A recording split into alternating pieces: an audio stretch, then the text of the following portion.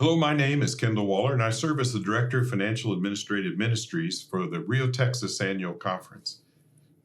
And my name is Kevin Reed. I'm a member of the Board of Trustees of the Rio, Texas Annual Conference, and I live in Austin and am a member of Northwest Hills United Methodist Church.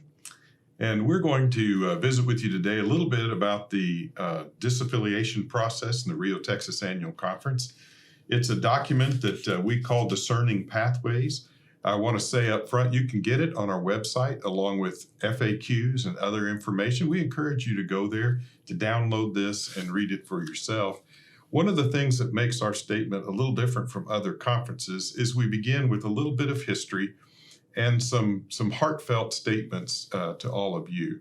Among those, what I hope you hear is that we really hope that there is a place. We want to say there is a place for everyone in the United Methodist Church in the Rio, Texas Annual Conference. So no church has to vote. We hope that no church would feel that they had to leave. And the other is that there isn't a rush on this. So I'm going to share the language that we've put together in the opening of this, and then we'll talk about the process itself and some of the steps that your church will need to take. And so we start out with these words: United Methodist Church is a denomination that cares deeply about its mission, unity, and people. While there are many differing gifts and thinking within the church, together we're committed to working toward unity and strengthening the mission of the United Methodist Church. The Rio, Texas Annual Conference has a long history of working with diverse people, cultures, and understandings to preserve and grow the mission of the church in South Texas.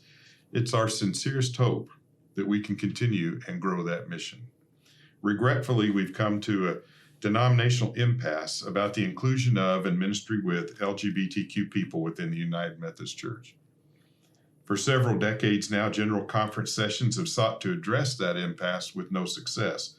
As a result, in 2019, a special session of the General Conference passed legislation allowing congregations to disaffiliate from the denomination. The 2020 General Conference was being positioned to further address this issue of separation.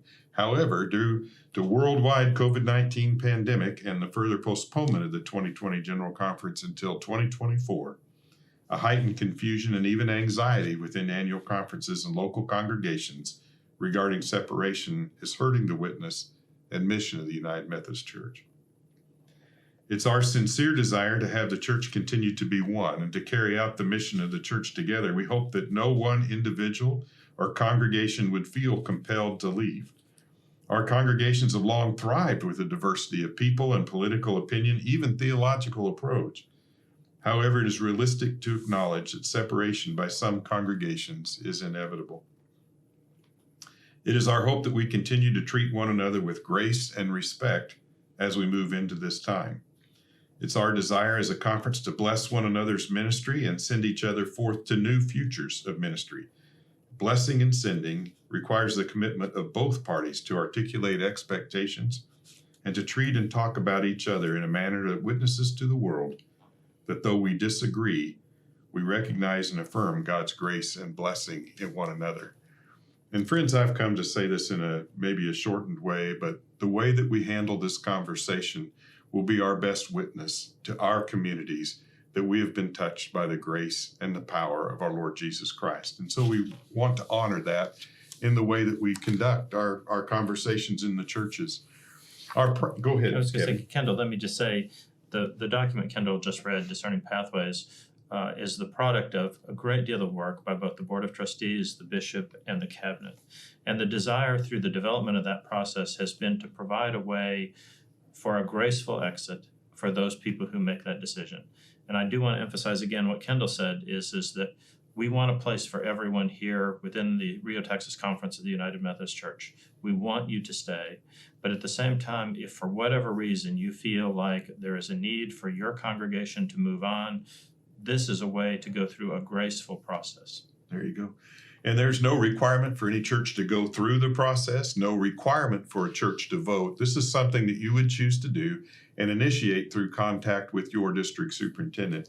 So there are four basic things that are going to be required of a church going through disaffiliation. Just briefly, there's a 6-month period of discernment, the payment of pension responsibilities, the payment of the previous 12 months and the next 12 months of apportionments, all of which we'll talk about later, and a 2/3 vote of the congregation at a called church conference. And so we'll look at each of those one at a time. And the first is, why do we have a 6-month period of discernment?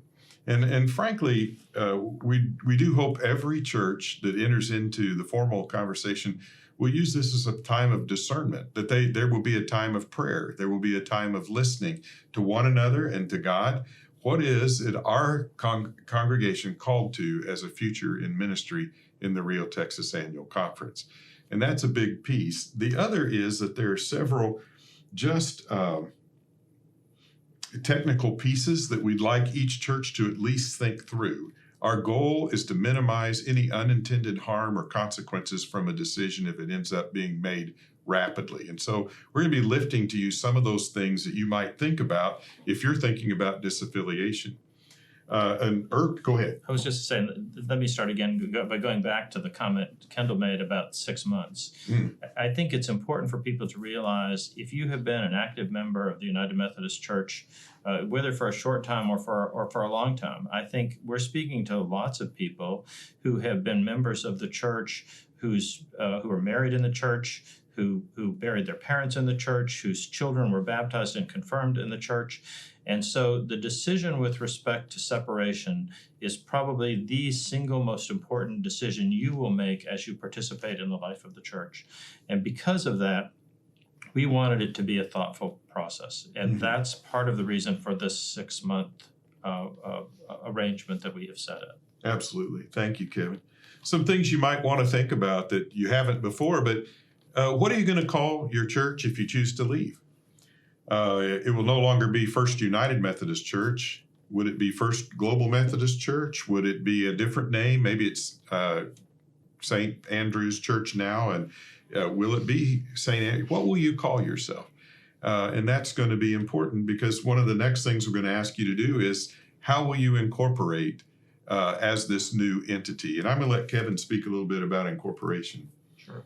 Well, obviously going forward, since you will not any longer be part of the United Methodist Church, it will be important for you to have a new legal entity, something that the property can be transferred to, something that you can have a governance structure over. As Kendall first said, how will you organize yourself? Will you still have an administrative board? Will you have some sort of a different organizational process? What will your bylaws say? How will that process work? It's again important for you to begin to think through that process and begin to write some of those things down. And again, that's part of this 6-month discernment process. And I would say, if you're United Methodist now and you're applying for your 501c3 and incorporation, there are parts of the discipline you can use. That's your bylaws that tells how officers are elected. If you go to GMC, there is a proposed discipline that would also have that same kind of guidance. If you choose to become independent, and several churches are talking about that at this point, how will you organize? How will you elect? And it might be worthwhile talking to another non-denominational church or, asking somebody, what does yours looks like? So you have a sort of a step up in making that happen. And as Kendall mentioned, another important part of this is your charitable exemption. You're going to continue to receive gifts. And as you receive those gifts, it's important that those gifts continue to be tax exempt. Up until this time, you have fallen under what's called the group exemption of the United Methodist Church. Once you disaffiliate, you will no longer be under the group exemption, so you will no longer be a tax exempt entity. So it's important for you to begin the process working with accountants or others who are experts in this field to make sure that you file the necessary papers and that you become tax exempt going forward. And I understand that affects affiliated ministries too. Do you want to speak to that? Sure, absolutely. So if you operate a preschool, if you operate a thrift store, there are absolutely ramifications for those, whether they're tax exempt or not tax exempt going forward. And so again, it's important for you to be visiting with professionals that could help you through that process to make sure that going forward you're doing it in the right way. You bet. And we've also spoken a little bit about endowments. How is that endowment set up? Who is the recipient, and how you incorporate, how you choose to relate the current entity to the new entity may affect some of those relationships. And so those are things you want to check. Go ahead. And an important point about endowments is that there is a chance that some of you may have had restricted gifts that were given to you by people who were longtime members, and perhaps those gifts were restricted to the United Methodist Church. Correct. It could be property, it could be a parsonage, it could be endowment funds, and it's important for you to go back and look at all of those things to make sure that you continue to be in accord with the restrictions going forward. Yes, even some land deeds we've looked at where there's a reversion if it's no longer a United Methodist Church. Yes. So we'd want to check all those things. Again, our job is to try to minimize any unintended negative consequences. So we want people to think about this in advance.